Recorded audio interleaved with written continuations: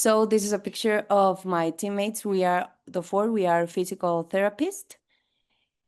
Okay, so continue with the model. I made the pestle and the SWOT because we have to analysis the context, external and internal, and that's how we get our key performance indicators, because the purpose is like to have a better acting as physiotherapists, but it begins since in the education moment when we are practitioners. In the first moment when we are studying the first grade, that here in Guatemala, we only have, well, maybe there's a university that have some masters, but the thing is that I'm trying to make better so we can have another degree according to the World Physiotherapy recommendations.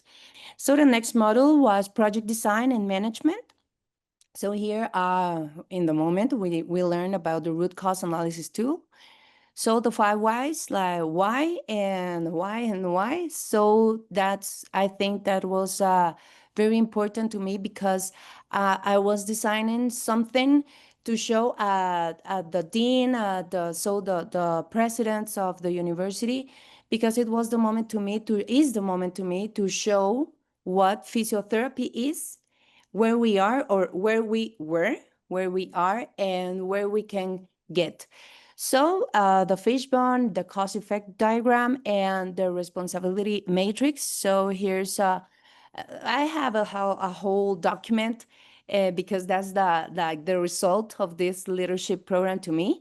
But I have some screenshots of different parts of the document. So I had this matrix, and considering the main things that I have to take as a physiotherapist and what we have to do better. I can mention here that the practice scope from APTA, because first, when we weren't yet a member from World Physiotherapy, so I took a lot examples from APTA. So the practice scope, then the education framework from World Physiotherapy, and in this moment, I am working right now with the guidance for developing a curriculum education program from World Physiotherapy, because I think like that's like my last purpose or long-term purpose to have my curriculum with the WP accreditation. Then in project design and management model, I have to develop a plan. So here's one example. I did it in the smart way. So I think that it is like maybe it's a challenge to me, because I have to know the academic area and the administrative area, because we are a very, very little group, but we are trying to make it. And that's how we get the clinics from physiotherapy from the university. So the clinics is like the newest project we have, is a year and a half. I am a director since January 2024, but I am working to the university like 10 years ago.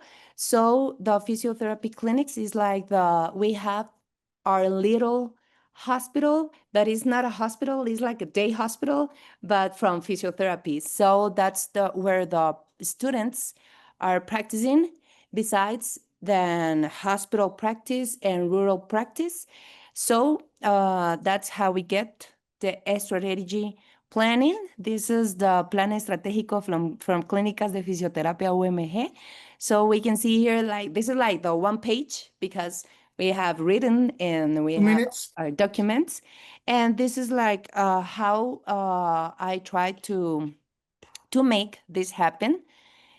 Then the last one is the leadership. So the self-awareness. In this picture, I am with my two girls, physiotherapists. We are in a congress. So it is important to have like the other side, the emotional side, and to strengthen us as a physiotherapist.